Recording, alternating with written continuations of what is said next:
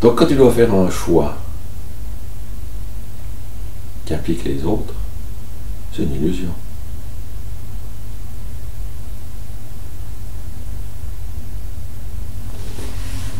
Oui. En fait, il y a un scénario de film Ouais. dans lequel tous les acteurs sont d'accord de jouer les rôles qui leur sont attribués. Mais on est d'accord que si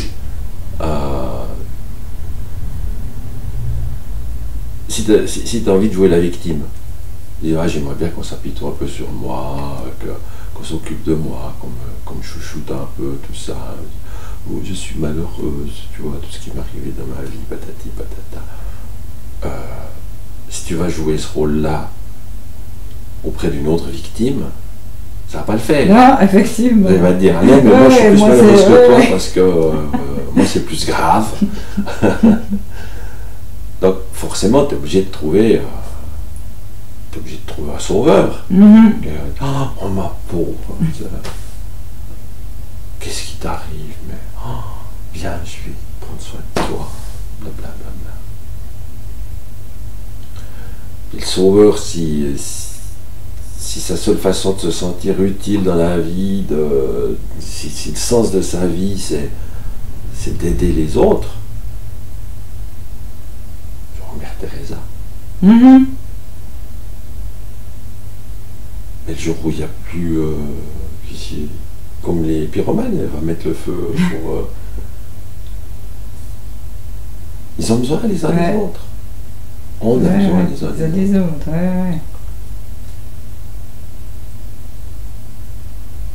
La première fois que j'ai entendu ce truc-là, c'était dans un cadre chamanique où la chamane disait ça à une femme qui disait que voilà, elle souffrait parce qu'elle était violée quand elle était petite par son papa. Et puis la chamane lui dit d'abord, mais t'as quel âge là? J'ai 55 ans. Putain, à quel âge que tu t'es fait violer? Je sais plus, on va dire 5 ans. Bien, bon. Alors ça fait 50 ans que tu te pourris la vie parce que tu ne veux pas arrêter. Ouais, c'est parce qu'on a l'habitude. Je veux dire, après 50 ans, ça commence à être la bonne excuse pour choucrouter sa vie, quoi. Ouais, il y en a qui arrivent facilement à... Elle a reçu une bonne opportunité pour qu'on s'occupe d'elle. Je me suis fait violer quand j'étais petite. Puis 50 ans après, elle utilise encore toujours la même, quoi. Puis là, elle disait, mais tu peux le remercier, ton papa, là, tu te rends compte?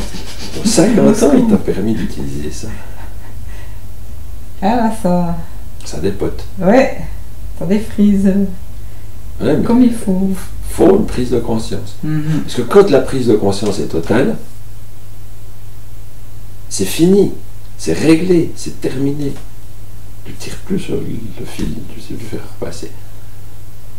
Mais des fois, ça fait un petit peu choc, quoi. Ouais, plutôt. Et il faut aussi l'accompagner avec autre chose. Parce que, ok, tu fais ces trucs-là pour obtenir des bénéfices secondaires. Mais si tu enlèves le truc, tu n'as plus les bénéfices. Ouais. Ah.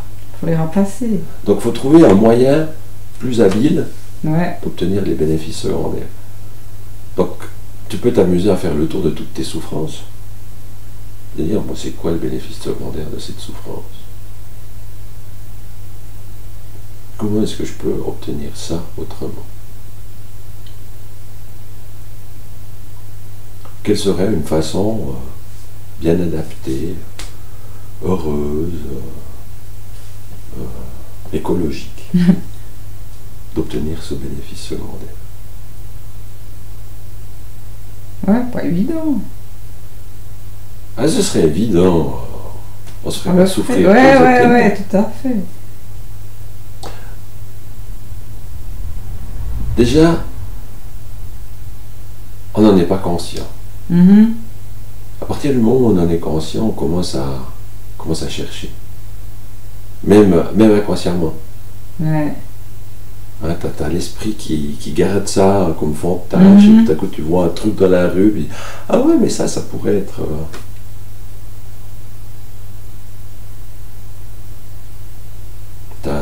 je sais pas, c'est comme si tu avais sorti un filet à papillon. Puis tu commences à choper des trucs. Alors que tant que tu n'es pas consciente de ce qui t'arrive, le truc, tu as les solutions qui passent, tu les vois même pas. Tu les vois même pas, ouais.